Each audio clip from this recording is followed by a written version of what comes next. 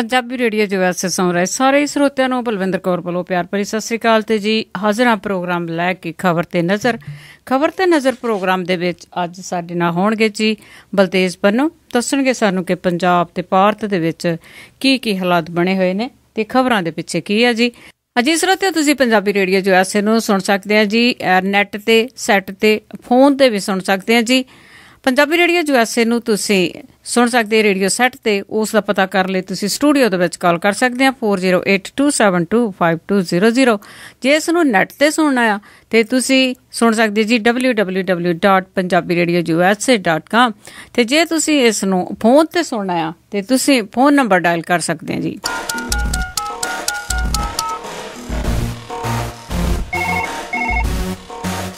ਹੁਣ ਤੁਸੀਂ Punjabi radio USA ਨੂੰ ਆਪਣੇ ਫੋਨ ਨੰਬਰਾਂ ਤੋਂ ਸੁਣ ਸਕਦੇ ਹੋ, ਜਿਸ ਦੇ ਵਿੱਚ USA ਦੇ ਲਈ 832 551 5029 8325515029 ਜਾਂ 605 475 6868 605 475 6868 UK ਦੇ ਲਈ 3300 101100 3300 101100 ਜਰਮਨੀ ਦੇ ਲਈ 511 80904041 511 80 90 40 41 ਫਰਾਂਸ ਦੇ ਲਈ 3318014255 33 180 142 595 ਆਸਟ੍ਰੇਲੀਆ ਦੇ ਲਈ 1300 768 450 1300 768 450। ਹੁਣ ਤੁਸੀਂ ਆਪਣੇ ਦੇਸ਼ਾਂ ਦੇ ਵਿੱਚੋਂ ਇਹਨਾਂ ਨੰਬਰਾਂ ਦੇ ਉੱਤੇ ਕਾਲ ਕਰਕੇ ਪੰਜਾਬੀ ਰੇਡੀਓ USA ਨੂੰ ਲਾਈਵ ਸੁਣ ਸਕਦੇ ਹੋ। ਇਸ ਦੇ ਨਾਲ ਹੀ ਤੁਸੀਂ ਖਬਰਾਂ, ਖਬਰ ਤੇ ਨਜ਼ਰ, ਸਿਹਤ ਸੰਭਾਲ ਦਾ ਪ੍ਰੋਗਰਾਮ, ਨਾਨ ਸਟਾਪ ਪੰਜਾਬੀ ਗੀਤ, ਗੁਰਬਾਣੀ ਰੇਡੀਓ, ਸ਼੍ਰੀ ਦਰਬਾਰ ਸਾਹਿਬ ਜੀ ਦੇ ਹੁਕਮਨਾਮਾ ਸਾਹਿਬ ਦੀ ਵਿਆਖਿਆ ਪੰਜਾਬੀ ਅਤੇ ਅੰਗਰੇਜ਼ੀ ਦੇ ਵਿੱਚ, ਵੱਖ-ਵੱਖ ਗੁਰੂ ਘਰਾਂ ਦਾ ਸਿੱਧਾ ਪ੍ਰਸਾਰਣ, ਇਹ ਸਾਰਾ ਕੁਝ ਇਹਨਾਂ ਨੰਬਰਾਂ ਤੇ ਡਾਇਲ ਕਰਕੇ ਸੁਣ ਸਕਦੇ ਹੋ। ਸੁਣਦੇ ਰਹੋ Punjabi radio USA।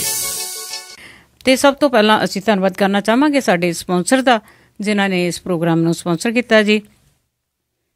Khalsa insurance agency ਸੈਨੋਜੇ ਤੋਂ, ਜਿਨ੍ਹਾਂ ਦਾ ਫੋਨ ਨੰਬਰ 4082722500।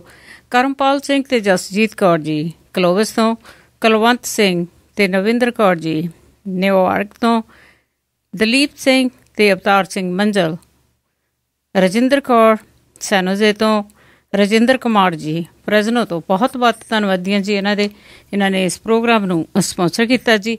ਤੇ ਹੁਣ ਆਪਾਂ ਗੱਲਬਾਤ ਕਰਾਂਗੇ ਬਲਤੇਜ ਪੰਨੂ ਹੋਰਾਂ ਨਾਲ। ਬਲਤੇਜ ਪੰਨੂ ਜੀ ਸਤਿ ਸ੍ਰੀ ਅਕਾਲ, ਸਵਾਗਤ ਹੈ ਜੀ। ਸਤਿ ਸ੍ਰੀ ਅਕਾਲ ਜੀ, ਧੰਨਵਾਦ ਜੀ, ਮਿਹਰਬਾਨੀ। ਅੱਜ ਬਲਤੇਜ ਪੰਨੂ ਜੀ ਆਪਾਂ ਜਿਹੜੀਆਂ ਖਬਰਾਂ ਆ ਸ਼ੁਰੂ ਕਰਦੇ ਆ ਬਾਘਾ ਬਾਰਡਰ ਤੋਂ, ਕਿ ਉੱਥੇ ਸਰਹੱਦ ਤੇ ਜਿਹੜੇ ਹਮਲੇ ਆ ਹਜੇ ਵੀ ਉਹ ਵੱਧ ਰਹੇ ਆ। ਇਹ ਆਤਮਘਾਤੀ ਹਮਲਾ ਸੀਗਾ ਜੀ ਸਰਹੱਦ ਦੇ ਉੱਤੇ। ਜਿਹੜੀ ਸ਼ਾਮ ਨੂੰ ਜਿਹੜੀ ਸੈਰੇਮਨੀ ਹੁੰਦੀ ਹੈ, ਰਿਟਰੀਟ ਸੈਰੇਮਨੀ, ਉਹ ਖਤਮ ਹੋਈ ਸੀਗੀ ਕਿ ਇੱਕਦਮ ਇੱਕ ਜਿਹੜਾ ਫਿਦਾਇਨ ਸੀਗਾ, ਮਨੁੱਖੀ ਬੰਬ ਜਿਹੜਾ ਸੀਗਾ ਜੀ, ਉਹ ਆਮ ਲੋਕਾਂ ਵੱਲ ਨੂੰ ਵਧਿਆ ਜੀ। ਇਹ ਭਾਰਤ ਵਾਲੇ ਨਹੀਂ, ਪਾਕਿਸਤਾਨ ਵਾਲੀ ਸਾਈਡ ਦੇ ਉੱਤੇ ਜਿਹੜਾ ਜੀ ਹਾਦਸਾ ਵਾਪਰਿਆ ਔਰ ਇੱਕਦਮ ਜ਼ੋਰਦਾਰ ਧਮਾਕਾ ਹੋਇਆ। ਪਹਿਲਾਂ ਇਹ ਕਿਹਾ ਗਿਆ ਜੀ ਕਿ ਸ਼ਾਇਦ ਸਿਲੰਡਰ ਜਿਹੜਾ ਜੀ ਉਹ ਫਟਿਆ, ਪਰ ਹੌਲੀ ਹੌਲੀ ਗੱਲ ਜਿਹੜੀ ਕਲੀਅਰ ਹੋਈ ਕਿ ਇਹ ਐਕਚੁਅਲੀ ਆਤਮਘਾਤੀ ਹਮਲਾ ਸੀਗਾ। ਇੱਕ ਵਿਅਕਤੀ ਨੇ ਆਪਣੇ ਆਪ ਨੂੰ ਨਾਲ ਉਡਾ ਲਿਆ ਜੀ, ਜਿਹਦੇ ਕੋਲੇ ਬੰਬ ਵਗੈਰਾ ਜਾਂ ਬਾਰੂਦ ਜਿਹੜਾ ਸੀਗਾ ਉਹ ਬੰਨਿਆ ਹੋਇਆ ਸੀਗਾ। 5 ਕਿਲੋ ਤੱਕ ਦੀ ਜਿਹੜਾ ਧਮਾਕਾ ਖੇਜ ਸਮੱਗਰੀ ਜਿਹੜੀ ਸੀ ਉਹ ਇਹਦੇ ਵਿੱਚ ਵਰਤੀ ਦੱਸੀ ਜਾ ਰਹੀ ਹੈ। ਜਿਹੜੀਆਂ ਖਬਰਾਂ ਆ ਰਹੀਆਂ ਨੇ ਉਹਦੇ ਵਿੱਚ ਜਿਹੜੇ ਜੀ ਬੱਚਿਆਂ ਸਣੇ 3 ਪਾਕਿਸਤਾਨੀ ਰੇਂਜਰ ਵੀ ਮਾਰੇ ਗਏ। 58 ਟੋਟਲ ਵਿਅਕਤੀ ਜਿਹੜੇ ਹੁਣ ਤੱਕ ਮਾਰੇ ਜਾਣ ਦੀਆਂ ਖਬਰਾਂ ਆ ਰਹੀਆਂ ਨੇ। 200 ਦੇ ਕਰੀਬ ਜਿਹੜੇ ਲੋਕ ਨੇ ਉਹ ਫੱਟੜ ਹੋਏ ਨੇ। ਜਿਹੜੇ ਪਾਕਿਸਤਾਨ ਦੀ ਤਾਲਿਬਾਨੀ ਜਥੇਬੰਦੀ ਹੈ ਜੀ, ਉਹਨੇ ਇਸ ਧਮਾਕੇ ਦੀ ਜ਼ਿੰਮੇਵਾਰੀ ਲਈ ਹੈ। ਉਹਨੇ ਕਿਹਾ ਕਿ ਇਹ ਧਮਾਕਾ ਜਿਹੜਾ ਜੀ ਉਹਨੇ ਕੀਤਾ। ਇਸ ਵੇਲੇ ਰਿਟਰੀਟ ਸੈਰੇਮਨੀ ਜਿਹੜੀ ਹੈ ਜੀ ਕੁਝ ਦਿਨਾਂ ਦੇ ਵਾਸਤੇ ਰੋਕ ਦਿੱਤੀ ਗਈ ਹੈ ਔਰ ਇਹਦੀ ਇਨਵੈਸਟੀਗੇਸ਼ਨ ਦੇ ਹੁਕਮ ਜਿਹੜੇ ਨੇ ਉਹ ਦਿੱਤੇ ਗਏ ਨੇ ਜੀ। ਇਹ ਬੜਾ ਦਰਦਨਾਕ ਹਾਦਸਾ ਪਾਕਿਸਤਾਨ ਵਾਲੀ ਸਾਈਡ ਦੇ ਉੱਤੇ ਵਾਘਾ ਸਰਹੱਦ ਦੇ ਉੱਤੇ ਵਾਪਰਿਆ ਜੀ। ਜਿਹੜਾ ਇਸ ਵੇਲੇ ਰਸਤਾ ਚੱਲ ਰਿਹਾ ਪਾਕਿਸਤਾਨ ਦੇ ਨਾਲ, ਸੜਕੀ ਰਸਤਾ, ਉਹ ਇੱਕੋ ਇੱਕ ਹੀ ਹੈ ਜੀ ਭਾਰਤ ਵਾਲੀ ਸਾਈਡ ਤੋਂ, ਇਹ ਜਿਹੜਾ ਵਾਘੇ ਵਾਲਾ ਜੀ। ਜੀ ਤੇ ਅੱਗੇ ਗੱਲ ਕਰੀਏ ਜੀ ਨਰਿੰਦਰ ਮੋਦੀ ਦੀ। ਉਸਨੇ ਕਾਲੇ ਧਨ ਬਾਰੇ ਮੰਨਿਆ ਤਾਂ ਸੀ ਕਿ ਕਾਲਾ ਧਨ ਜਿਹੜਾ ਉਹ ਪਿਆ ਹੋਇਆ ਆ ਵਿਦੇਸ਼ ਵਿੱਚ, ਪਰ ਹੁਣ ਉਹਨਾਂ ਨੇ ਕਹਿ ਦਿੱਤਾ ਕਿ ਮੈਨੂੰ ਪਤਾ ਹੀ ਨਹੀਂ ਗਾ ਕਿ ਕਿੰਨਾ ਕੁ ਪਿਆ ਆ। ਜੀ ਇਹ ਆਪਣੇ ਆਪ ਦੇ ਵਿੱਚ ਨਾ ਜੀ ਦੇਖਿਆ ਜਾਵੇ ਤਾਂ ਬੜੀ ਅਜੀਬੋ ਗਰੀਬ ਜੀ ਸਟੇਟਮੈਂਟ ਹੈ, ਕਿਉਂਕਿ ਜਦੋਂ ਡਿਊਰਿੰਗ ਇਲੈਕਸ਼ਨ ਸੀ ਉਦੋਂ ਤਾਂ ਇਹ ਕਿਹਾ ਗਿਆ ਜੀ ਕਿ 75 ਲੱਖ ਕਰੋੜ ਰੁਪਈਆ ਜਿਹੜਾ ਜੀ ਉਹ ਪਿਆ, ਔਰ ਇੱਥੋਂ ਤੱਕ ਕਹਿ ਦਿੱਤਾ ਗਿਆ, ਉਹ ਸਪੀਚਸ ਪਈਆਂ ਨੇ ਜਿਹਦੇ ਵਿੱਚ ਇਹ ਕਿਹਾ ਗਿਆ ਜੀ ਕਿ 15-15 ਲੱਖ ਰੁਪਈਆ ਜਿਹੜਾ ਜੀ ਉਹ ਇੱਕ ਸਿਟੀਜ਼ਨ ਨੂੰ ਆ ਜਾਣਾ ਜਦੋਂ ਇਹ ਕਾਲਾ ਧਨ ਜਿਹੜਾ ਲੈ ਆਂਦਾ। ਹੁਣ ਕਾਲੇ ਧਨ ਵਾਲੇ ਮਾਮਲੇ ਦੇ ਉੱਤੇ ਜਿਹੜੀ ਹੈ ਜੀ ਉਹ ਰਾਜਨੀਤੀ ਹੋ ਰਹੀ ਆ, ਸਿਰਫ ਨਾਮ ਜਿਹੜੇ ਨੇ ਉਹ ਦੱਸਣ ਤੱਕ ਹੀ ਗੱਲ ਜਿਹੜੀ ਸੀਮਤ ਹੋ ਗਈ ਹੈ ਕਿ ਨਾਮ ਅਸੀਂ ਜਿਹੜੇ ਦੇ ਦਿੱਤੇ ਨੇ। ਜਿਹੜੇ ਰੇਡੀਓ ਦੇ ਉੱਤੇ ਗੱਲ ਕਰਦੇ ਨੇ, ਮਨ ਕੀ ਬਾਤ ਇੱਕ ਪ੍ਰੋਗਰਾਮ ਹੈ ਆਲ ਇੰਡੀਆ ਰੇਡੀਓ ਦੇ ਉੱਤੇ ਸ਼ੁਰੂ ਕੀਤਾ ਨਰਿੰਦਰ ਮੋਦੀ ਨੇ ਪ੍ਰਧਾਨ ਮੰਤਰੀ ਬਣਨ ਤੋਂ ਬਾਅਦ, ਉਹਦੇ ਵਿੱਚ ਉਹਨਾਂ ਨੇ ਇਹ ਗੱਲ ਕਹੀ ਹੈ ਕਿ ਮੈਨੂੰ ਵੀ ਨਹੀਂ ਪਤਾ ਜੀ ਕਿ ਕਿੰਨਾ ਕਾਲਾ ਧਨ ਜਿਹੜਾ ਜੀ ਵਿਦੇਸ਼ਾਂ ਦੇ ਵਿੱਚ ਜਿਹੜਾ ਭਾਰਤ ਦਾ ਪਿਆ। ਉਹਨਾਂ ਇਹ ਗੱਲ ਕਹੀ ਹੈ ਕਿ ਅਸੀਂ ਲੈ ਕੇ ਆਵਾਂਗੇ ਜਿਹੜਾ ਕਾਲਾ ਧਨ ਜਿਹੜਾ ਉਹਦੇ ਲਈ ਭਾਵੇਂ ਜਿੰਨਾ ਚਿਰ ਮਰਜ਼ੀ ਲੱਗੇ ਲਿਆਵਾਂਗੇ, ਇਸ ਤਰ੍ਹਾਂ ਦਾ ਵਾਅਦਾ ਜਿਹੜਾ ਜੀ ਉਹਨਾਂ ਨੇ ਕੀਤਾ। ਇਹਦੇ ਉੱਤੇ ਕਾਂਗਰਸ ਜਿਹੜੀ ਹੈ ਜੀ ਉਹਨੇ ਘੇਰਨ ਦਾ ਹੁਣ ਯਤਨ ਕੀਤਾ ਨਰਿੰਦਰ ਮੋਦੀ ਹੋਰਾਂ ਨੂੰ ਕਿ ਫਿਰ ਲੋਕਾਂ ਨੂੰ ਝੂਠ ਕਿਉਂ ਬੋਲਿਆ ਗਿਆ ਕਿ ਕਿੰਨਾ ਪੈਸਾ ਜਿਹੜਾ ਬਾਹਰ ਪਿਆ, ਜੇ ਤੁਹਾਡੇ ਪ੍ਰਧਾਨ ਮੰਤਰੀ ਨੂੰ ਹੀ ਨਹੀਂ ਪਤਾ ਕਿ ਕਿੰਨਾ ਪੈਸਾ ਜਿਹੜਾ ਜੀ ਪਿਆ। ਇੱਥੇ ਜਿਹੜੀ ਚੁਟਕਲੇਬਾਜ਼ੀ ਹੈ ਜੀ ਉਹ ਵੀ ਇਹਦੇ ਉੱਤੇ ਚੱਲਣੀ ਸ਼ੁਰੂ ਹੋ ਗਈ। ਲੋਕ ਤਾਂ ਹੁਣ ਮਜ਼ਾਕ ਦੇ ਵਿੱਚ ਲੈਂਦੇ ਨੇ ਕਿਉਂਕਿ ਪਤਾ ਲੋਕਾਂ ਨੂੰ ਵੀ ਹੈ ਕਿ ਵਾਪਸ ਨਹੀਂ ਆਉਣਾ ਕਾਲਾ ਧਨ। ਇੱਕ ਚੁਟਕਲਾ ਇਸ ਵੇਲੇ ਫੇਮਸ ਹੋ ਰਿਹਾ, ਬੰਦਾ ਕਹਿੰਦਾ ਜੀ ਮੇਰੇ ਕੋਲੇ 10 ਪੈਸੇ 25 ਪੈਸੇ ਤੇ 50 ਪੈਸੇ ਦੇ ਸਿੱਕੇ ਆ, ਪੁਰਾਣੇ ਆ, ਕਾਲੇ ਹੋ ਗਏ ਆ, ਮੈਨੂੰ ਡਰ ਇਹ ਆ ਕਿਤੇ ਇਹਨੂੰ ਕਾਲੇ ਧਨ 'ਚ ਨਾ ਗਿਣ ਲਿਆ ਜਾਵੇ। ਜੀ ਜੀ ਬਿਲਕੁਲ ਜੀ, ਕੋਈ ਵੀ ਗੱਲ ਆ ਉਸ ਦੇ ਨਾਲ ਜਿਹੜੇ ਚੁਟਕਲੇ ਆ ਉਹਦੇ ਨਾਲ ਹੀ ਨਾਲ ਬਣ ਜਾਂਦੇ ਆ। ਅਤੇ ਅੱਗੇ ਆਪਾਂ ਗੱਲ ਕਰੀਏ ਜੀ ਰਾਬਰਟ ਵਾਡਰਾ ਦੀ, ਆਪਾਂ ਪਹਿਲਾਂ ਵੀ ਕਈ ਵਾਰ ਉਸ ਦੀ ਗੱਲ ਕੀਤੀ ਆ, ਜਿਹੜੀ ਉਸਨੇ ਬਦਸਲੂਕੀ ਕੀਤੀ ਆ ਪੱਤਰਕਾਰ ਦੇ ਨਾਲ, ਪਰ ਜਿਹੜੀਆਂ ਸਿਆਸੀ ਪਾਰਟੀਆਂ ਆ ਇੱਕ ਦੂਸਰੇ ਤੇ ਬਾਹਰ ਕਰ ਰਹੀਆਂ ਆ। ਉਹ ਆਪੇ ਤੋਂ ਬਾਹਰ ਜਿਹੜਾ ਜੀ ਹੋ ਰਿਹਾ ਰਾਬਰਟ ਵਾਡਰਾ, ਕਿਉਂਕਿ ਉਹਨੂੰ ਲੱਗਦਾ ਹੈ ਕਿ ਉਹ ਘਿਰ ਸਕਦਾ ਜੀ, ਕਿਉਂਕਿ ਹਰਿਆਣੇ ਦੇ ਵਿੱਚ ਜਿਹੜੀ ਨਵੀਂ ਬਣੀ ਖੱਟਰ ਸਰਕਾਰ ਹੈ ਜੀ ਉਹਨੇ ਇਸ਼ਾਰਿਆਂ ਦੇ ਵਿੱਚ ਪਿਛਲੇ ਦਿਨ ਕਿਹਾ ਕਿ DLF ਜਿਹੜੇ ਸਮਝੌਤੇ ਸੀਗੇ ਜੀ ਉਹਨਾਂ ਦੀ ਇਨਵੈਸਟੀਗੇਸ਼ਨ ਹੋਊਗੀ। ਰਾਬਰਟ ਪੁਰਾਣੇ ਜਿਹੜੀਆਂ ਫਿਲਮਾਂ ਦੇ ਵਿੱਚ ਅਜੀਤ ਦਾ ਨਾਮ ਹੁੰਦਾ ਸੀਗਾ ਜੀ, ਉਹ ਲਟੇਰੇ ਟਾਈਪ ਦਾ ਹੀ ਹੁੰਦਾ ਸੀਗਾ ਉਹ। ਤੋ ਇਹ ਜਿਹੜੀਆਂ ਹਰਿਆਣੇ ਦੀਆਂ ਜ਼ਮੀਨਾਂ ਨੇ ਹੁਣ ਕਿਤੇ ਨਾ ਕਿਤੇ ਤਾਂ ਜਿਹੜਾ ਜੀ ਉਹਦਾ ਤੁਸੀਂ ਇਹ ਕਹਿ ਲਓ ਹਿਸਾਬ ਕਿਤਾਬ ਦੇਣਾ ਪੈਣਾ। ਉਹਦੇ ਤੋਂ ਉਹ ਬੁਖਲਾਹਟ ਦੇ ਵਿੱਚ ਹੈ ਜੀ। ਇੱਕ ਪੱਤਰਕਾਰ ਜਿਹੜਾ ਸੀਗਾ ਜੀ ਉਹਨੇ ਕੈਮਰਾ ਜਿਹੜਾ ਤੋੜਨ ਦਾ ਯਤਨ ਕੀਤਾ। ਇਹ ਮਾਮਲਾ ਜਿਹੜਾ ਜੀ ਇਸ ਵੇਲੇ ਸਿਆਸੀ ਰੰਗਤ ਜਿਹੜੀ ਨਾ ਜੀ ਉਹ ਲੈ ਗਿਆ, ਜਿੱਥੇ ਜਿਹੜੀ ਭਾਰਤੀ ਜਨਤਾ ਪਾਰਟੀ ਹੈ ਜੀ ਉਹਨਾਂ ਨੇ ਕਿਹਾ ਕਿ ਰਾਬਰਟ ਵਾਡਰਾ ਜਿਹੜਾ ਜੀ ਉਹਦੇ ਉੱਤੇ ਉਹਨੇ ਕਿਹਾ ਕਿ ਉਹਦਾ ਵਤੀਰਾ ਜਿਹੜਾ ਬੜਾ ਨਫ਼ਰਤ ਵਾਲਾ, ਔਰ ਜਿਹੜਾ ਉਹਨੇ ਕਿਹਾ ਕਿ ਉਹਨੂੰ ਇਹ ਯਾਦ ਰੱਖਣਾ ਚਾਹੀਦਾ ਕਿ ਹੁਣ ਉਹਦੀ ਸੱਸ ਦਾ ਨਹੀਂ ਹੈਗਾ ਜਾਂ ਜਿਹੜਾ ਉਹਦਾ ਸਾਲਾ ਹੈ ਉਹ ਆਉਣ ਵਾਲਾ ਪ੍ਰਧਾਨ ਮੰਤਰੀ ਨਹੀਂ ਹੈ। ਦੂਜੇ ਪਾਸੇ ਜਿਹੜੀ ਕਾਂਗਰਸ ਹੈ ਜੀ ਉਹ ਰਾਬਰਟ ਵਾਡਰਾ ਜਿਹੜਾ ਜੀ ਉਹਦਾ ਬਚਾਅ ਕਰਦੀ ਨਜ਼ਰ ਆ ਰਹੀ ਹੈ ਕਿ ਇੱਦਾਂ ਦਾ ਕੁਛ ਵੀ ਨਹੀਂ ਹੋਇਆ, ਇਹਨੂੰ ਜਾਣ ਬੁੱਝ ਕੇ ਭੜਕਾਹਟ ਜਿਹੜੀ ਹੈ ਜੀ ਉਹ ਪੈਦਾ ਕੀਤੀ ਜਾ ਰਹੀ ਹੈ ਭਾਰਤੀ ਜਨਤਾ ਪਾਰਟੀ ਦੇ ਵੱਲੋਂ। ਇਹ ਵੀ ਕਹਿਣ ਦੀ ਕੋਸ਼ਿਸ਼ ਕੀਤੀ ਜਾ ਰਹੀ ਹੈ ਕਿ ਉਹਨੂੰ ਪਤਾ ਹੀ ਨਹੀਂ ਲੱਗਿਆ ਕਿ ਕੋਈ ਮੀਡੀਆ ਪਰਸਨ ਹੈ। ਉਹਨੇ ਕਿਹਾ ਕੋਈ ਪ੍ਰਾਈਵੇਟ ਜਿਹੜਾ ਕੈਮਰੇ ਵਾਲਾ ਜੀ ਉਹ ਮੂਵੀ ਬਣਾ ਰਿਹਾ, ਇਸ ਕਰਕੇ ਉਹਨੇ ਰੋਕਣ ਦਾ ਯਤਨ ਜਿਹੜਾ ਸੀਗਾ ਉਹ ਕੀਤਾ। ਰੋਕਣ ਦਾ ਯਤਨ ਇਹ ਕੋਈ ਤਰੀਕਾ ਨਹੀਂ ਸੀਗਾ, ਪਰ ਉਹਨੇ ਰਾਬਰਟ ਵਾਡਰਾ ਜਿਹੜਾ ਜੀ ਉਹ ਇਹ ਕਹਿੰਦਾ ਹੈ ਕਿ ਇਹ ਪ੍ਰਾਈਵੇਟ ਫੰਕਸ਼ਨ ਸੀਗਾ, ਉੱਥੇ ਮੀਡੀਆ ਜਿਹੜਾ ਸੀਗਾ ਉਹ ਅਲਾਓ ਨਹੀਂ ਸੀਗਾ ਤੇ ਬੰਦਾ ਧੱਕੇ ਨਾਲ ਫੋਟੋਆਂ ਖਿੱਚਣ ਦੀ ਕੋਸ਼ਿਸ਼ ਜਿਹੜੀ ਉਹ ਕਰ ਰਿਹਾ ਸੀਗਾ। ਸੋ ਇਹ ਮਾਮਲਾ ਜਿਹੜਾ ਜੀ ਦੋ ਸਿਆਸੀ ਧਿਰਾਂ ਜਿਹੜੀਆਂ ਭਾਰਤੀ ਜਨਤਾ ਪਾਰਟੀ ਤੇ ਕਾਂਗਰਸ ਉਹਦੇ ਵਿਚਾਲੇ ਬਿਆਨਾਂ ਦੀ ਜਿਹੜੀ ਜੰਗ ਹੈ ਜੀ ਉਹ ਬਣ ਗਿਆ ਜੀ। ਹਾਂ ਜੀ, ਤੇ ਇਸ ਦੇ ਨਤੀਜੇ ਬਹੁਤ ਘੱਟ ਨਿਕਲਦੇ ਹੁੰਦੇ, ਬਿਆਨਬਾਜ਼ੀ ਤੇ ਇਹ ਖਬਰਾਂ ਦੇ ਵਿੱਚ ਬਹੁਤੇ ਰਹਿੰਦੇ। ਤੇ ਅਗਲੀ ਗੱਲ ਕਰੀਏ ਪ੍ਰਕਾਸ਼ ਸਿੰਘ ਬਾਦਲ, ਉਹਨਾਂ ਨੇ ਕਿਹਾ ਕਿ ਜਿਸ ਤਰ੍ਹਾਂ ਨਰਿੰਦਰ ਮੋਦੀ ਨੇ ਭਾਜਪਾ ਨੇ ਐਲਾਨ ਕੀਤਾ ਕਿ ਦਿੱਲੀ ਦੇ ਵਿੱਚ ਜਿਹੜੇ ਮਾਰੇ ਗਏ ਨੇ ਸਿੱਖ ਕਤਲੋਗਾਰਤ ਜੋ ਹੋਈ ਸੀ ਉਸ ਦੇ ਵਿੱਚ 5-5 ਲੱਖ ਆਫਰ ਕੀਤਾ ਸੀ, ਤਾਂ ਇਹਨਾਂ ਨੇ ਪੰਜਾਬ ਵਾਲਿਆਂ ਲਈ ਵੀ ਸ਼ਾਇਦ ਪੈਸੇ ਮੰਗੇ ਆ। ਇਹ ਐਕਚੁਅਲੀ ਪਿਛਲੇ ਦਿਨ ਵਿੱਚ ਨਾ ਇਹ ਮਸਲਾ ਉਠਾਇਆ ਸੀਗਾ ਲਕਸ਼ਮੀਕਾਂਤ ਚਾਵਲਾ ਨੇ। ਉਹਨੇ ਇਹ ਗੱਲ ਕਹੀ ਸੀਗੀ ਕਿ ਜਿਹੜੇ ਪੰਜਾਬ ਦੇ ਵਿੱਚ ਦਿਨਾਂ ਦੇ ਦੌਰਾਨ ਮਾਰੇ ਗਏ ਅੱਤਵਾਦੀਆਂ ਦੇ ਹੱਥੋਂ ਉਹਨਾਂ ਨੂੰ ਮੁਆਵਜ਼ਾ ਜਿਹੜਾ ਜੀ ਉਹ ਦਿੱਤਾ ਜਾਵੇ। ਮਾਮਲਾ ਥੋੜਾ ਠੰਡਾ ਪੈ ਗਿਆ ਸੀਗਾ ਤਾਂ ਉਹ ਜਲੰਧਰ ਦੇ ਵਿੱਚ ਇੱਕ ਸਮਾਗਮ ਦੇ ਵਿੱਚ ਸ਼ਾਮਲ ਹੋਣ ਆਏ ਪ੍ਰਕਾਸ਼ ਸਿੰਘ ਬਾਦਲ ਨੂੰ ਜਦੋਂ ਇਸ ਮਾਮਲੇ ਦੇ ਉੱਤੇ ਪੱਤਰਕਾਰਾਂ ਨੇ ਬਾਰ-ਬਾਰ ਜਿਹੜਾ ਜੀ ਖਰੀਦਿਆ, ਵਿਛਾੜੀ ਹੋ ਗਈ ਸਵਾਲਾਂ ਦੀ, ਤੁਸੀਂ ਇਹ ਕਹਿ ਲਓ। ਸਵਾਲਾਂ ਦੇ ਵਿੱਚ ਘਿਰੇ ਹੋਏ ਨਜ਼ਰ ਜਿਹੜੇ ਆਏ ਪ੍ਰਕਾਸ਼ ਸਿੰਘ ਬਾਦਲ ਹੋਰੀ, ਉਹ ਇੱਥੇ ਉਹਨਾਂ ਨੇ ਇਹ ਗੱਲ ਕਹਿਤੀ ਕਿ ਪੰਜਾਬ ਦੇ ਵਿੱਚ ਜਿਹੜੇ ਅੱਤਵਾਦ ਪੀੜਤ ਹਿੰਦੂ ਸੀਗੇ ਜੀ ਉਹਨਾਂ ਨੂੰ ਕੇਂਦਰ ਦੀ ਸਰਕਾਰ ਜਿਹੜੀ ਹੈ ਜੀ ਉਹ ਮੁਆਵਜ਼ਾ ਦੇਵੇ। आई थिंक प्रकाश सिंह बादल होरा ने एक नवा जिहड़ा जी वो विवाद तुसीं कह लो कि छिड़ूगा इस मामले दे उत्ते। हुण तक प्रकाश सिंह बादल होरी जिहड़ा जी वो चुप क्यों रहे इस मसले ते?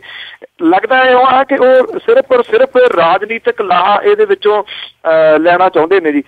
फिर वो दसणगे जी कि अतवादी कौन सी जां जिन्हां दे वो भोग ते किसी टाइम दे उत्ते जांदे रहे वो सीगे, ਜਾਂ ਉਹ ਅੱਤਵਾਦ ਕਿਹਨੂੰ ਕਹਿੰਦੇ ਨੇ? ਉਹ ਸਰਕਾਰੀ ਅੱਤਵਾਦ ਦੀ ਗੱਲ ਕਰਦੇ ਆ ਜਾਂ ਗੈਰ ਸਰਕਾਰੀ ਅੱਤਵਾਦ ਦੀ ਜਿਹੜੀ ਇਹਦੀ ਉਹ ਗੱਲ ਕਰਦੇ ਆ? ਕਿਉਂਕਿ ਜੇ ਪਹਿਲਾਂ ਤਾਂ ਇਹਨੂੰ ਡਿਫਾਈਨ ਜਿਹੜਾ ਨਾ ਜੀ ਉਹ ਕਰਨਾ ਪਊਗਾ। ਹੁਣ ਜਿਹੜੇ ਪੰਜਾਬ ਦੇ ਵਿੱਚ ਇੰਨੇ ਲੋਕ ਜਿਹੜੀਆਂ ਅਣਪਛਾਤੀਆਂ ਲਾਸ਼ਾਂ ਕਹਿ ਕੇ ਜਿਹੜੇ ਮਾਰ ਦਿੱਤੇ ਗਏ, ਸਾੜ ਦਿੱਤੇ ਗਏ, ਕੀ ਉਹ ਪ੍ਰਕਾਸ਼ ਸਿੰਘ ਬਾਦਲ ਹੋਰੀ ਉਹਨੂੰ ਵੀ ਅੱਤਵਾਦ ਗਿਣਨਗੇ ਜੀ? ਕਿ ਉਹ ਪੁਲਿਸ ਦੇ ਵੱਲੋਂ ਜਿਹੜਾ ਕੀਤਾ ਗਿਆ ਅੱਤਵਾਦ ਸੀਗਾ ਉਹਦਾ ਮੁਆਵਜ਼ਾ ਜਿਹੜਾ ਆ ਉਹ ਸੈਂਟਰ ਦੀ ਸਰਕਾਰ ਤੋਂ ਮੰਗਣਗੇ ਜਾਂ ਪੰਜਾਬ ਦੀ ਸਰਕਾਰ ਜਿਹੜੀ ਹੈ ਜੀ ਉਹਦਾ ਮੁਆਵਜ਼ਾ ਕੋਈ ਦੇਊਗੀ? ਇਹ ਜਿਹੜੀਆਂ ਪੁਰਾਣੀਆਂ ਗੱਲਾਂ ਨੇ ਨਾ ਜੀ ਉਹਨਾਂ ਨੂੰ ਉਭਾਰਿਆ ਜਾਊਗਾ ਹੌਲੀ ਹੌਲੀ ਜਿਹੋ ਜਿਹੇ ਸਿਆਸੀ ਹਾਲਾਤ ਬਣ ਰਹੇ ਨੇ। ਤੇ ਪ੍ਰਕਾਸ਼ ਸਿੰਘ ਬਾਦਲ ਹੋਰੀ ਇਹਨਾਂ ਗੱਲਾਂ ਦੇ ਵਿੱਚ ਮਾਹਰ ਰਹੇ ਨੇ ਪਿਛਲੇ ਸਮੇਂ ਤੋਂ। ਉਹਨਾਂ ਨੂੰ ਪਤਾ ਹੈ ਅੱਗ ਕਿਹੜੇ ਤਰੀਕੇ ਨਾਲ ਲਾਉਣੀ ਹੈ ਤੇ ਵਧਾਉਣੀ ਕਿਵੇਂ ਹੈ। ਬਸ ਉਸ ਪਾਸੇ ਵੱਲ ਨੂੰ ਲੱਗਦਾ ਕਿ ਸਟੈਪ ਬਾਈ ਸਟੈਪ ਤੁਰ ਰਹੇ ਨੇ। हाँ जी, आप बिल्कुल लाहा लैना सिखे तो कोई ना तो सिख लै। ते अगे गल करिए जी जिस तरह हुण जो कतलोगारत पंजाब च होई सी जां दिल्ली दे विच होई सी उस लई एक केजरीवाल ने SIT टीम कहा सीगा कि इहनूं कायम कीता जावे ते हुण भी ये गल दुआरा उठी आ। उन्हां ने यही मंग कीती आ कि ये जिहड़ा नोटिफिकेशन जारी कीता जावे। ते की तुहानूं लगदा कि SI टीम है जिहड़ी ओह काम करन लगूगी, बनाई जाऊगी? देखो ये बना तो दिती सीगी जिहड़ी केजरीवाल होरां ने, पर मुश्किल ये आई कि केजरीवाल होरां दी सरकार जिहड़ी सी उन्हां नूं छड्डणी पै गई। इहदा नोटिफिकेशन नहीं सी जारी हो सकिया। हुण इस मसले दे उत्ते जी जिहड़े अरविंद केजरीवाल होरी ने उन्हां ने 30 जिहड़ी मनाई गई है जी ये उन्हां दी याद दे विच उत्थे उन्हां ने एक वड्डे इकट्ठ नूं संबोधन करदे हां ये गल कही है कि SIT जिहड़ी सीगी ओह दिल्ली की सरकार के मुख मंत्री हुंदियां उन्होंने बनाती सी। इहदा नोटिफिकेशन जारी किया जाए और इहदा जिहड़ा वर्क किया जाए। आई थिंक पहला सियासत ही हुंदी रही है असल दे विच। अरविंद केजरीवाल ने ही इहनूं सीरीयसली जिहड़ा सीगा ओह लिया सीगा। उन्हां दी मंग जिहड़ी जायज़ है जी ये होनी चाहिए है। देखो मुआवजा जिहड़ा मुआवजे ठीक है पीड़ित परिवारों को जिहड़ा मुआवजा दे देना बड़ा निगूणा, हालांकि बहुत थोड़ा जिहा ओह 3 लाख तो 5 लाख कर देना। ਜਿਹੜੇ ਲੋਕ ਇਹਦੇ ਵਾਸਤੇ ਦੋਸ਼ੀ ਨੇ ਉਹਨਾਂ ਨੂੰ ਕਿਸੇ ਤਰੀਕੇ ਦੇ ਨਾਲ ਕਟਹਿਰੇ ਦੇ ਵਿੱਚ ਲਿਆ ਕੇ ਸਜ਼ਾਵਾਂ ਦਿੱਤੀਆਂ ਜਾਣ। ਇਹ ਜ਼ਖਮਾਂ ਦੇ ਉੱਤੇ ਮਲਮ ਤਾਂ ਹੀ ਹੋ ਸਕਦੀ ਹੈ, ਨਹੀਂ ਤਾਂ ਅਦਰਵਾਈਜ਼ ਇਹ ਜ਼ਖਮਾਂ ਤੇ ਮਲਮ ਨਹੀਂ ਹੋ ਸਕਦੀ। ਸਭ ਨੂੰ ਪਤਾ ਹੈ ਸੱਜਣ ਕੁਮਾਰ ਟਾਈਟਲਰ ਵਰਗੇ ਅੱਜ ਵੀ ਜਿਹੜੇ ਉਹ ਫਿਰਦੇ ਤਾਂ ਬਾਹਰ ਹੀ ਨੇ। ਇਹ ਠੀਕ ਹੈ ਕਿ ਅਦਾਲਤਾਂ ਜਿਹੜੀਆਂ ਨੇ ਉਹਨਾਂ ਨੂੰ ਵਕਤ ਤਾਂ ਪਾਈ ਫਿਰਦੀਆਂ ਰਹੀਆਂ ਨੇ ਪਰ ਸਜ਼ਾਵਾਂ ਤਾਂ ਨਹੀਂ ਦਿੱਤੀਆਂ ਜਾ ਸਕੀਆਂ। ਇਹਨਾਂ ਦੀ ਛੋਟੇ ਲੋਕ ਸੀ ਜਿਹੜੇ ਉਹਨਾਂ ਨੂੰ ਸਜ਼ਾਵਾਂ ਦੇ ਦਿੱਤੀਆਂ, ਜਿਹੜੇ ਮਾੜੇ ਮੋਟੇ ਸ਼ਾਮਲ ਰਹੇ। ਵੱਡੀ ਮੱਛੀ ਨੂੰ ਤਾਂ ਕਿਸੇ ਨੂੰ ਸਜ਼ਾ ਨਹੀਂ ਮਿਲੀ ਇਸ ਮਾਮਲੇ ਦੇ ਉੱਤੇ। SIT ਜਿਹੜੀ ਆ ਜੇ ਉਹ ਸਥਾਪਿਤ ਕਰ ਦਿੱਤੀ ਜਾਂਦੀ ਹੈ ਸੈਂਟਰ ਦੀ ਸਰਕਾਰ ਦੇ ਵੱਲੋਂ, ਕਰੂਗੀ ਨਹੀਂ ਇਸ ਕਰਕੇ ਨਹੀਂ ਕਰੂਗੀ ਸੈਂਟਰ ਦੀ ਸਰਕਾਰ ਕਿਉਂਕਿ ਅਰਵਿੰਦ ਕੇਜਰੀਵਾਲ ਨੇ ਬਣਾਈ ਹੋਈ ਹੈ। ਜੇ ਹੋ ਜਾਂਦੀ ਹੈ ਤਾਂ ਕੁਝ ਆਸ ਜਿਹੜੀ ਹੈ ਜੀ ਉਸ ਤੋਂ ਵੱਧ ਸਕਦੀ ਹੈ ਕਿ ਦੁਬਾਰਾ ਇਹ ਰੀਓਪਨ ਹੋਣ ਸਾਰੇ ਕੇਸ ਜੀ। ਅਤੇ ਜੀ ਅੱਗੇ ਗੱਲ ਕਰੀਏ ਨਰਿੰਦਰ ਮੋਦੀ ਹੁਣ ਜਦ ਵੀ ਬੋਲਦੇ ਆ ਉਹਨਾਂ ਨੇ ਕਦੀ TV ਦੀ ਇੰਟਰਵਿਊ ਤਾਂ ਬਹੁਤੀ ਨਹੀਂ ਸੁਣੀ, ਉਹ ਰੇਡੀਓ ਤੇ ਹੀ ਬੋਲਦੇ ਆ। ਤੇ ਉਹਨਾਂ ਨੇ ਕਿਹਾ ਵੀ ਜਦ ਵੀ ਉਹ ਹੁਣ ਬੋਲਣਗੇ ਤੇ ਡਰੱਗ ਤੇ ਬੋਲਣਗੇ। ਦੇਖੋ ਕਿਹੜੇ ਡਰੱਗ ਤੇ ਬੋਲਦੇ ਆ ਹੁਣ। ਇਹ ਬਦਕਿਸਮਤੀ ਹੈ ਜੀ ਕਿ ਜਦੋਂ ਡਰੱਗ ਦੀ ਗੱਲ ਚੱਲੂਗੀ ਤੇ ਹਰ ਬੰਦੇ ਦੇ ਕੰਨ ਪੰਜਾਬੀ ਦੇ ਖੜੇ ਹੋ ਜਾਂਦੇ ਆ ਜੀ ਕਿ ਹੁਣ ਪੰਜਾਬ ਦਾ ਜ਼ਿਕਰ ਹੋਊਗਾ ਕਿਉਂਕਿ ਪੰਜਾਬ ਤੇ ਡਰੱਗ ਤੇ ਪੰਜਾਬ ਇਹ ਪਤਾ ਨਹੀਂ ਕਿਉਂ ਜੀ ਇੱਕ ਹੀ ਚੀਜ਼ ਰਲ ਗੱਟ ਜਿਹਾ ਹੋ ਗਿਆ ਦੋਨੋਂ ਚੀਜ਼ਾਂ। ਨਰਿੰਦਰ ਮੋਦੀ ਨੇ ਜਿਹੜੇ ਉਹਦੀ ਮਨ ਕੀ ਬਾਤ ਜਿਹੜਾ ਪ੍ਰੋਗਰਾਮ ਆ ਜਿਹੜੇ ਉਹ ਸਾਰੇ ਜਿਹੜੇ ਚੈਨਲ ਨੇ ਸਰਕਾਰੀ ਉਹਨੂੰ ਪ੍ਰਸਾਰਿਤ ਕਰਦੇ ਨੇ। ਇੱਕ ਚੰਗੀ ਸ਼ੁਰੂਆਤ ਆ ਵੈਸੇ। ਪਹਿਲਾਂ ਜਿਹੜੇ ਪ੍ਰਧਾਨ ਮੰਤਰੀ ਰਹੇ ਨੇ ਹਾਂ ਇੰਨਾ ਹੈ ਕਿ ਮੀਡੀਆ ਦੇ ਓਪਨਲੀ ਸਾਹਮਣੇ ਨਹੀਂ ਆਉਂਦੇ ਨਰਿੰਦਰ ਮੋਦੀ ਹੋਰੀ। ਜਿਹੜੇ ਉਹਨਾਂ ਨੇ ਇਹ ਗੱਲ ਕਹੀ ਆ ਕਿ ਜਿਹੜੀ ਅਗਲੀ ਉਹਨਾਂ ਦੀ ਗੱਲ ਹੋਊਗੀ ਉਹ ਡਰੱਗਸ ਤੇ ਹੋਊਗੀ। ਬੇਸ਼ੱਕ ਇਹਨੂੰ ਪੰਜਾਬ ਦੀ ਜਿਹੜੀ ਸਿਆਸਤ ਆ ਜੀ ਉਹਦੇ ਉੱਤੇ ਜਿਹੜਾ ਭਾਰਤੀ ਜਨਤਾ ਪਾਰਟੀ ਪੈਰ ਪਸਾਰਨ ਦੀ ਕੋਸ਼ਿਸ਼ ਕਰ ਰਹੀ ਹੈ ਇੱਥੇ ਉਸ ਸੰਦਰਭ ਦੇ ਵਿੱਚ ਵੀ ਲਿਆ ਜਾ ਸਕਦਾ ਹੈ ਕਿਉਂਕਿ ਜਦੋਂ ਡਰੱਗ ਦਾ ਜ਼ਿਕਰ ਆਊਗਾ ਜਿਵੇਂ ਮੈਂ ਕਿਹਾ ਕਿ ਇਹ ਪੰਜਾਬ ਦਾ ਜ਼ਿਕਰ ਉਹਦੇ ਵਿੱਚ ਆਉਣਾ ਲਾਜ਼ਮੀ ਹੈ, ਹਰ ਹਾਲਤ 'ਚ ਆਊਗਾ। ਇਹਦੇ ਵਾਸਤੇ ਸੁਝਾਅ ਜਿਹੜੇ ਨੇ ਉਹ ਮੰਗੇ ਨੇ ਨਰਿੰਦਰ ਮੋਦੀ ਨੇ ਕਿ ਮੈਨੂੰ ਦੱਸਿਆ ਜਾਵੇ ਇਸ ਦੇ ਬਾਰੇ। ਹਾਲਾਂਕਿ ਪ੍ਰਧਾਨ ਮੰਤਰੀ ਜਦੋਂ ਪੁੱਛੇ ਤਾਂ ਗੱਲ ਕਈ ਵਾਰੀ ਹਾਸੋਹੀਣੀ ਜਿਹੀ ਵੀ ਲੱਗਦੀ ਹੈ। ਪ੍ਰਧਾਨ ਮੰਤਰੀ ਨੂੰ ਕਿਹੜਾ ਪਤਾ ਨਹੀਂ ਗਾ ਜੀ, ਪਰ ਫਿਰ ਵੀ ਜੇ ਐਫਰਟ ਹੋ ਰਹੀ ਹੈ ਇਸ ਮਾਮਲੇ ਦੇ ਉੱਤੇ ਜਾਂ ਨਰਿੰਦਰ ਮੋਦੀ ਜੇ ਪ੍ਰਧਾਨ ਮੰਤਰੀ ਜਾਂ ਉੱਤੋਂ ਗ੍ਰਹਿ ਮੰਤਰਾਲਾ ਖਿਚਾਈ ਕਰਦਾ ਤਾਂ ਕੁਛ ਨਾ ਕੁਛ ਜਿਹੜਾ ਅਸਰ ਹੈ ਜੀ ਉਹ ਪੈ ਸਕਦਾ ਹੈ। ਆਈ ਥਿੰਕ ਜੇ ਇਸ ਵੇਲੇ ਸੈਂਟਰ ਦੀ ਸਰਕਾਰ ਜਿਹੜੀ ਹੈ ਉਹ ਕੁਛ ਕਰ ਸਕਦੀ ਹੈ ਤਾਂ ਉਹ ਇਹ ਕਹੇ ਕਿ ਜਿਹੜੇ ਭੋਲੇ ਛੋਲੇ ਜਿਹੜੇ ਫੜੇ ਨੇ ਇਹਨਾਂ ਦਾ ਕਿਤੇ ਮਾਮਲਾ CBI ਜਿਹੜੀ ਉਹਦੇ ਹੱਥਾਂ ਦੇ ਵਿੱਚ ਚੱਲ ਜੇ ਤਾਂ ਵੱਡੀਆਂ ਮੱਛੀਆਂ ਜਿਹੜੀਆਂ ਨੇ ਉਹ ਕਾਬੂ ਆ ਸਕਦੀਆਂ ਨੇ। ਮੈਂ ਇੱਕ ਜ਼ਰੂਰ ਅਪੀਲ ਕਰੂੰਗਾ ਜੀ ਕਿ ਇੱਕ ਵੈਬਸਾਈਟ ਹੈ www.mygov.in, ਇਹ ਪ੍ਰਧਾਨ ਮੰਤਰੀ ਨਰਿੰਦਰ ਮੋਦੀ ਦੀ ਸਾਈਟ ਹੈ। ਜੇ ਕਿਸੇ ਕੋਲ ਹੋਵੇ ਥੋੜਾ ਜਿਹਾ 5-7 ਮਿੰਟ ਆਪਣੇ ਆਪ ਨੂੰ ਰਜਿਸਟਰ ਕਰਕੇ ਇਹਦੇ ਉੱਤੇ 4 ਲਾਈਨਾਂ ਜਿਹੜੀਆਂ ਜੀ ਉਹ ਜ਼ਰੂਰ ਲਿਖ ਦਿੱਤੀਆਂ ਜਾਣ ਕਿ ਪੰਜਾਬ ਦੇ ਵਿੱਚ ਡਰੱਗ ਦੀ ਸਮੱਸਿਆ ਜਿਹੜੀ ਉਹ ਕਿੰਨੀ ਗੰਭੀਰ ਹੈ ਤੇ ਇਹਦੇ ਵਾਸਤੇ ਸੈਂਟਰ ਦੀ ਸਰਕਾਰ ਜਿਹੜੀ ਹੈ ਜੀ ਉਹ ਸਿੱਧਾ ਦਖਲ ਦੇ ਕੇ ਜਿਹੜੀ ਸੈਂਟਰਲ ਦੀ ਏਜੰਸੀ ਹੈ ਕੋਈ ਉਹਦੇ ਤੋਂ ਜਾਂਚ ਕਰਾਵੇ, ਕਿਉਂਕਿ ਇੱਥੇ ਸਿਆਸਤਦਾਨ ਤੇ ਪੁਲਿਸ ਜਿਹੜੀ ਹੈ ਜੀ ਉਹ ਰਲੀ ਹੋਈ ਹੈ। ਇਸ ਕਰਕੇ ਇੱਥੇ ਕੁਝ ਵੀ ਜਿਹੜਾ ਨਹੀਂ ਹੋ ਰਿਹਾ, ਪੰਜਾਬ ਜਿਹੜਾ ਤਬਾਹ ਕਰਕੇ ਰੱਖ ਦਿੱਤਾ ਇਹ, ਕਿਉਂਕਿ ਹੋ ਸਕਦਾ ਜੀ ਅਸੀਂ ਇਸ ਕਰਕੇ ਇੱਕ ਛੋਟਾ ਜਿਹਾ ਜਦੋਂ ਕਿਤੇ ਜੁਗਨੂ ਜਗਦਾ ਨਾ ਟਟਿਆਣਾ ਜਗਦਾ ਤੇ ਉੱਧਰ ਨੂੰ ਦੇਖਦੇ ਹਾਂ ਸ਼ਾਇਦ ਉੱਧਰ ਰੋਸ਼ਨੀ ਹੋਵੇ। ਤਾਂ ਜੇ ਕੁਛ ਇਹ ਗੱਲ ਅੱਗੇ ਤੁਰ ਸਕੇ ਤੇ ਮੇਰਾ ਖਿਆਲ ਨਥਿੰਗ ਰੋਂਗ ਜੇ 5-7 ਮਿੰਟ ਜਿੰਨੇ ਵੀ ਨੈਟ ਯੂਜ਼ ਕਰਨ ਵਾਲੇ ਨੇ ਉਹ ਕੱਢ ਲੈਣ ਤੇ ਇਹਦੇ ਉੱਤੇ ਆਪਣੇ ਆਪ ਨੂੰ ਰਜਿਸਟਰ ਕਰਾ ਕੇ 4 ਲਾਈਨਾਂ ਜਿਹੜੀਆਂ ਨੇ ਉਹ ਜੇਕਰ ਲਿਖ ਦੇਣ ਤਾਂ ਹੋ ਸਕਦਾ ਜੀ ਕੁਛ ਗੱਲ ਜਿਹੜੀ ਆ ਉਹ ਅੱਗੇ ਤੁਰੇ। ਜੇ ਸੈਂਟਰ ਦੀ ਸਰਕਾਰ ਜਿਹੜੀ ਆ ਜੀ ਉਹ ਡਾਇਰੈਕਟ ਇਨਵੋਲਵ ਹੋ ਗਈ ਇਹਦੇ ਵਿੱਚ ਤਾਂ ਕੁਛ ਵੱਡੇ ਲੋਕਾਂ ਨੂੰ ਵੱਡੇ ਮਗਰਮੱਛਾਂ ਨੂੰ ਹੱਥ ਪੈ ਸਕਦਾ ਜੀ। ਜੀ ਬਿਲਕੁਲ, ਇਹ ਤਾਂ ਜ਼ਰੂਰ ਚਾਹੀਦਾ। ਤੇ ਆਪਾਂ ਹੁਣ ਜੇ ਡਰੱਗ ਦੀ ਗੱਲ ਕੀਤੀ ਹੈ ਤੇ ਡਰੱਗ ਦੀ ਗੱਲ ਕਰੀਏ ਤੇ BSF ਵੱਲੋਂ ਜਿਹੜੀ ਸਰਹੱਦ ਤੇ 25 ਕਿਲੋ ਹੈਰੋਇਨ ਤੁਸੀਂ ਜਿਹੜੀ ਫੜੀ ਗਈ ਹੈ ਜੀ, ਖਬਰਾਂ ਦੇ ਵਿੱਚ ਆਇਆ ਅੱਜ, ਤੇ ਉੱਥੇ ਇੱਕ ਤਸਕਰ ਵੀ ਮਾਰਿਆ ਗਿਆ। ਇਹ ਨਾ ਜੀ ਗੁਰਦਾਸਪੁਰ ਦੇ ਨਾਲ ਲੱਗਦੀ ਜਿਹੜੀ ਸਰਹੱਦ ਹੈ ਬੋੜ ਬਟਾਲਾ ਚੌਕੀ, ਉਹਦੇ ਉੱਤੇ ਇੱਕ ਬੜਾ ਪ੍ਰਸਿੱਧ ਬਦਨਾਮ ਸਮਗਲਰ ਸੀਗਾ ਜੀ ਤਸਵੀਰ ਸਿੰਘ। ਪੁਲਿਸ ਨੇ ਮੁਕਾਬਲੇ ਦੇ ਵਿੱਚ ਉਹਨੂੰ ਜਿਹੜਾ ਜੀ ਮਾਰ ਦਿੱਤਾ। 2 ਜਿਹੜੇ ਬੰਦੇ ਨੇ ਉਹਦੇ ਨਾਲ ਦੇ ਜ਼ਖਮੀ ਹੋਏ ਨੇ, 2 ਜਾਣੇ ਜਿਹੜੇ ਨੇ ਉਹ ਭੱਜਣ ਦੇ ਵਿੱਚ ਸਫਲ ਹੋ ਗਏ ਦੱਸਿਆ ਜਾਂਦਾ ਜੀ।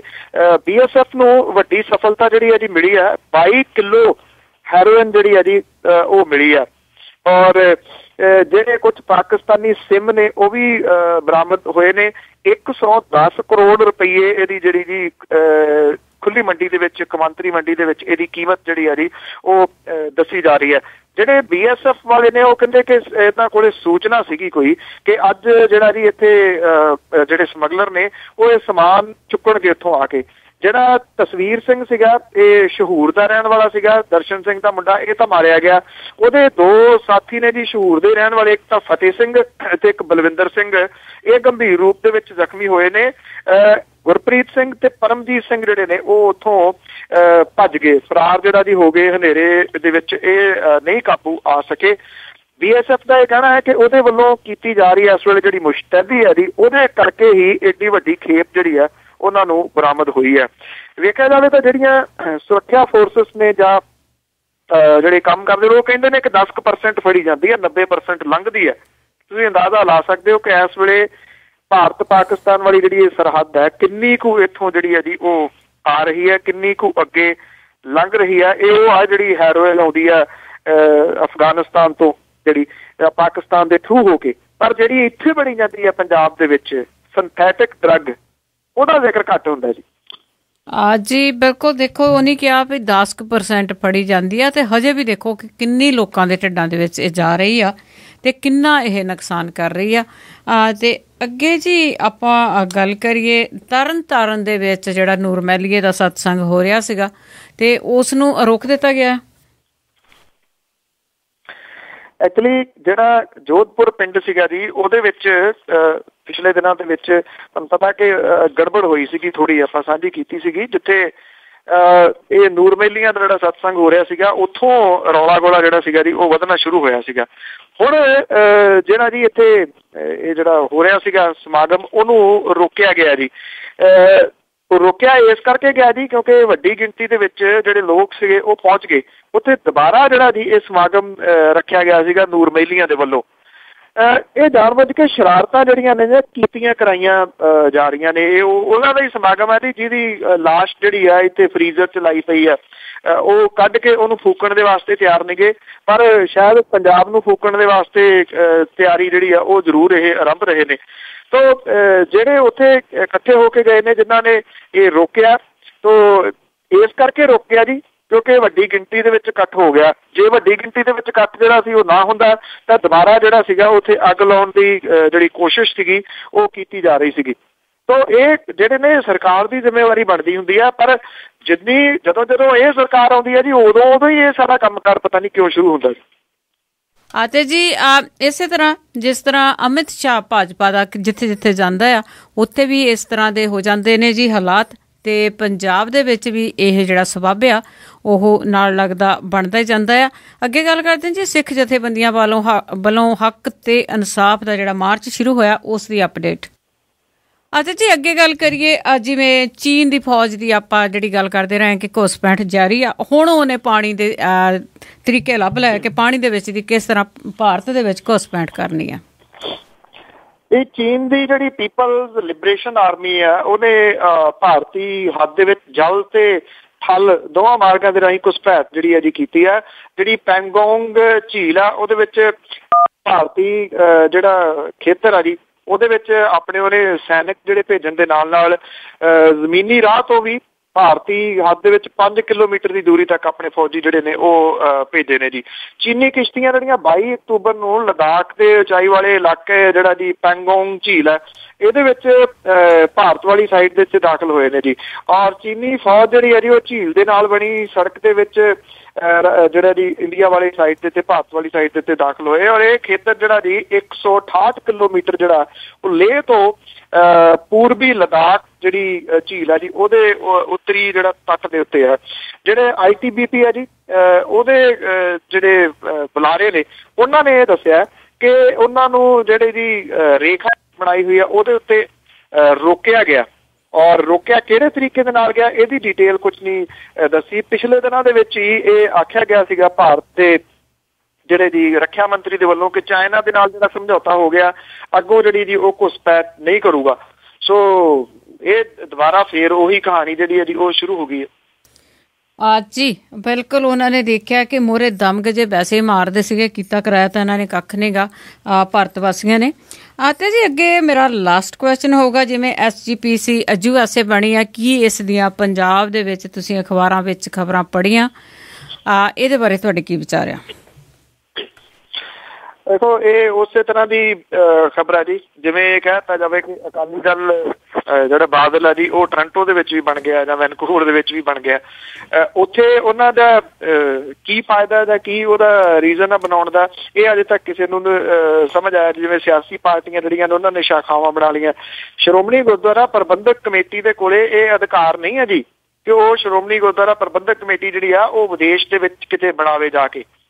ਇੱਥੇ ਹਰਿਆਣੇ ਦੇ ਵਿੱਚ ਜਦੋਂ ਬਣੀ ਜੀ ਹਾਲ ਪਾਰਿਆ ਪੈ ਗਈ ਸੀਗੀ ਇੱਥੇ ਇਹਨਾਂ ਨੂੰ ਜਾਪਤਾ ਸੀਗਾ ਜੀ ਕਿ ਸਾਡਾ ਜਿਹੜਾ ਖੁੱਸ ਰਿਹਾ ਜੀ ਸਾਰਾ ਕੁਝ ਗੋਲਕ ਖੁੱਸ ਰਹੀ ਆ, ਜਿਹੜੀ ਜ਼ਮੀਨ ਆ ਉਹ ਖੁੱਸ ਰਹੀ ਆ। ਬੇਸ਼ੱਕ ਇੱਕ ਇਹ ਬੜਾ ਸੈਂਸਿਟਿਵ ਜਿਹਾ ਇਸ਼ੂ ਹੈ ਜੀ ਗੁਰੂ ਗ੍ਰੰਥ ਸਾਹਿਬ ਜਿਹੜੇ ਨੇ ਉਹਨਾਂ ਦੀ ਜਿਹੜੀ ਪ੍ਰਕਾਸ਼ਨਾ ਲੈ ਕੇ ਉਹਨੂੰ ਜਿਹੜਾ ਛਾਪਣਾ ਲੈ ਕੇ, ਪਰ ਸ਼੍ਰੋਮਣੀ ਗੁਰਦੁਆਰਾ ਪ੍ਰਬੰਧਕ ਕਮੇਟੀ ਨੂੰ ਇੱਕ ਵੱਡੀ ਮੰਡੀ ਜਿਹੜੀ ਹੈ ਨਾ ਜੀ ਉਹ ਦਿਸ ਰਹੀ ਹੈ। ਉਹਨੂੰ ਲੱਗਦਾ ਕਿ ਇੱਥੋਂ ਪੈਸੇ ਜਿਹੜੇ ਡਾਲਰਾਂ ਦੇ ਰੂਪ ਦੇ ਵਿੱਚ ਬਣਾਏ ਜਾ ਸਕਦੇ ਨੇ, ਹੋਰ ਇਹਦੇ ਤੋਂ ਵੱਧ ਕੁਝ ਨਹੀਂ ਹੈਗਾ ਜੀ। ਇਹ ਅਧਿਕਾਰ ਖੇਤਰ ਦੇ ਵਿੱਚ ਇਹਨਾਂ ਨੇ ਆਉਂਦਾ ਹੀ ਨਹੀਂਗਾ ਕਿ ਇਹ ਸ਼੍ਰੋਮਣੀ ਗੁਰਦੁਆਰਾ ਪ੍ਰਬੰਧਕ ਕਮੇਟੀ ਜਿਹੜੀ ਆ ਉਹ USA ਦੀ ਸਥਾਪਨਾ ਜਿਹੜੀ ਆ ਜੀ ਉਹ ਕੀਤੀ ਜਾ ਸਕੇ। ਕੀ ਵਿਦੇਸ਼ਾਂ ਦੇ ਵਿੱਚ ਰਹਿੰਦੇ ਜਿਹੜੇ ਸਿੱਖ ਨੇ ਜੀ ਉਹ ਆਪਣੇ ਗੁਰਦੁਆਰਾ ਸਾਂਭ ਸੰਭਾਲ ਨਹੀਂ ਕਰ ਸਕਦੇ? ਇੱਥੇ ਤਾਂ ਫਲੋਪ ਹੋਈ ਹੈ ਜੀ ਜਿਹੜੇ ਤਰੀਕੇ ਦੇ ਨਾਲ ਇਹਦੇ ਤੇ ਕਬਜ਼ਾ ਜਿਹੜਾ ਜੀ ਉਹ ਕੀਤਾ ਗਿਆ। ਜਿੰਨੀ ਬੇਹੁਰਮਤੀਆਂ ਦਾ ਜੋ ਕੁਛ ਇੱਥੇ ਸਾਹਮਣੇ ਆ ਰਿਹਾ ਜੀ ਪਹਿਲਾਂ ਉਹਨਾਂ ਨੂੰ ਠੀਕ ਕਰ ਲੈਣ ਜੀ। ਵਿਦੇਸ਼ਾਂ ਦੇ ਵਿੱਚ ਪੈਰ ਪਸਾਰਨੇ ਜਾਂ ਲੱਤਾਂ ਅੜਾਉਣੀਆਂ ਜਿਹੜੀਆਂ ਜੀ ਜਾ ਕੇ ਕਿਸੇ ਤਰੀਕੇ ਨਾਲ ਜਾਇਜ਼ ਨਹੀਂ ਕਿਹਾ ਜਾ ਸਕਦਾ, ਸਿਵਾਏ ਧੜੇਬੰਦੀਆਂ ਪ੍ਰਮੋਟ ਕਰਨ ਤੋਂ ਅੱਜ ਤੱਕ ਜਿਹੜੀਆਂ ਪੰਜਾਬ ਦੀਆਂ ਸਿਆਸੀ ਪਾਰਟੀਆਂ ਨੇ ਉਹਨਾਂ ਨੇ ਕੁਝ ਨਹੀਂ ਕੀਤਾ ਵਿਦੇਸ਼ਾਂ ਦੇ ਵਿੱਚ। ਉਹ ਜਾਂਦੇ ਨੇ ਉਹਨਾਂ ਨੇ ਰਹਿਣਾ ਹੁੰਦਾ ਜੀ ਤੇ ਉਦੋਂ ਕਦੀ ਕੋਈ ਕਿਸੇ ਨੂੰ ਥਾਪ ਜਾਂਦਾ, ਕੋਈ ਕਿਸੇ ਨੂੰ ਥਾਪ ਜਾਂਦਾ। ਮੱਕੜ ਸਾਹਿਬ ਦੀ ਆਪਣੀ ਸੀਟ ਜਿਹੜੀ ਆ ਜੀ ਉਹ ਤਾਂ ਬੰਦ ਪਈ ਆ ਬਾਦਲਾਂ ਦੇ ਲਿਫਾਫੇ ਦੇ ਵਿੱਚ। ਇਹ ਕੀ ਪਤਾ ਕਿ ਉਹ ਕਿੰਨੀ ਦੇਰ ਤੱਕ ਉਹਨਾਂ ਨੇ ਪ੍ਰਧਾਨਗੀ ਤੇ ਰਹਿਣਾ, ਤੇ ਜਿੰਨੀ ਦੇਰ ਤੱਕ ਉਹ ਪ੍ਰਧਾਨ ਰਹਿਣਗੇ ਉਨੀ ਕੁ ਦੇਰ ਤੱਕ ਹੀ ਰਹਿਣੀ। ਨਵਾਂ ਪ੍ਰਧਾਨ ਆਊਗਾ ਜੀ ਉਹ ਨਵੀਂ ਥਾਪ ਦੂਗਾ। ਜੀ ਬਿਲਕੁਲ, ਜਿਸ ਤਰ੍ਹਾਂ ਤੁਸੀਂ ਕਿਹਾ ਕਿ ਧੜੇਬੰਦੀ, ਇਸ ਨਾਲ ਧੜੇਬੰਦੀ ਜਿਹੜੀ ਆ ਉਹ ਬਹੁਤ ਜ਼ਿਆਦਾ ਹੁੰਦੀ ਆ ਬਾਹਰ ਬਾਹਰਲੇ ਦੇਸ਼ਾਂ ਦੇ ਵਿੱਚ। ਤੇ ਬਿਲਕੁਲ ਜੀ, ਜਿੰਨੀਆਂ ਮਰਜ਼ੀ ਜਥੇਬੰਦੀਆਂ ਰਹੋ ਬਣਾਓ, ਪਰ ਪਿਆਰ ਦੇ ਨਾਲ ਰਹੋ। ਬਿਲਕੁਲ ਜੀ, ਜਥੇਬੰਦੀਆਂ ਤੋਂ ਬਿਨਾਂ ਹੀ ਜਿਹੜੇ ਆਮ ਗੁਰਦੁਆਰਾ ਸਾਹਿਬ ਆ ਜੁੱਬਾ ਸਿਟੀ ਦੇ ਵਿੱਚ ਆ, ਉੱਥੇ ਲੱਖ ਦੇ ਕਰੀਬ ਜਿਹੜਾ ਅੱਜ ਉੱਥੇ ਇਕੱਠ ਸੀ ਸੰਗਤਾਂ ਦਾ, ਜਿਹੜਾ ਠੱਠਾ ਮਾਰਦਾ ਗੁਰੂ ਗ੍ਰੰਥ ਸਾਹਿਬ ਜੀ ਦੇ ਗੁਰਗੱਦੀ ਦਿਵਸ ਦੇ ਉੱਤੇ ਜਿਹੜਾ ਮਨਾਇਆ ਜਾਂਦਾ ਜੀ, 35ਵਾਂ ਸੀਗਾ ਉਸ ਦਾ। ਜਿਹੜੀ ਵੀ ਕਮੇਟੀ ਆਉਂਦੀ ਹੈ ਉਸ ਨੂੰ ਇਸੇ ਤਰ੍ਹਾਂ ਮਨਾਉਂਦੀ ਆ, ਪਰ ਹੋਰ ਅਸੀਂ ਇੱਥੇ ਔਰਗੇਨਾਈਜੇਸ਼ਨਾਂ ਬਣਾ ਕੇ ਕੀ ਕਰਨੀਆਂ ਆ, ਜਦ ਅਸੀਂ ਇੱਕ ਪਾਸੇ ਨੂੰ ਜਿਹੜਾ ਸਿੱਧੇ ਰਾਹ ਤੁਰ ਲਈਏ ਉਹੀ ਬਹੁਤ ਹੈਗਾ। ਤੇ ਜੀ ਅੱਗੇ ਆਪਣਾ ਅੱਜ ਦਾ ਆਜ਼ਨਾਮਾ ਕਿ ਚਰਚਾ ਵਿੱਚ ਦਮਾਦ ਫਿਰ ਸੋਨੀਆ ਦਾ ਮੁੰਡਾ ਬਣ ਗਿਆ ਅੱਗ ਦੀ ਨਾਰਮੀਆਂ। ਚਰਚਾ ਵਿੱਚ ਦਮਾਦ ਫਿਰ ਸੋਨੀਆ ਦਾ ਮੁੰਡਾ ਬਣ ਗਿਆ ਅੱਗ ਦੀ ਨਾਰਮੀਆਂ। ਜਦ ਵੀ ਬੋਲਦਾ ਭੜਕਿਆ ਇੰਜ ਲੱਗਦਾ ਕੱਢਦਾ ਅੰਦਰ ਦਾ ਜਿੱਦਾਂ ਹੈ ਸਾੜਮੀਆਂ। ਸੋਹਣੀ ਖੇਡ ਜੋ ਬਣੀ ਰਹੀ ਸੋਨੀਆ ਦੀ, ਇਹਨੇ ਦਿੱਤੀ ਸੀ ਆਣ ਵਿਗਾੜਮੀਆਂ। ਲੋਕੀ ਚੋਣਾਂ ਦੀ ਹਾਰ ਲਈ ਆਖਰੇ ਨੇ ਦਿੱਤਾ ਰਾਬਰਟ ਨੇ ਚਮਨ ਮੀਆਂ। ਉਹਦੀ ਚਫੇਰੇ ਪਈ ਖੱਪ ਰਹਿੰਦੀ ਹੋ ਗਈ ਸੱਸ ਲੱਗਦੀ ਆਵਾਜ਼ ਮੀਆਂ। ਉਹ ਸੇਰੇ ਪਈ ਖੱਪ ਰਹਿੰਦੀ ਹੋ ਗਈ ਸੱਸ ਲੱਗਦੀ ਆਵਾਜ਼ਾਰ ਮੀਆਂ। ਵਿਗੜੇ ਹੋਏ ਇਸ ਕਾਕੇ ਨਹੀਂ ਠੀਕ ਹੋਣਾ, ਬੇੜੀ ਡੋਬੂ ਅੱਧ ਵਿਚਕਾਰ ਮੀਆਂ। ਜੀ ਥੈਂਕ ਯੂ ਜੀ, ਬਹੁਤ ਬਹੁਤ ਧੰਨਵਾਦ।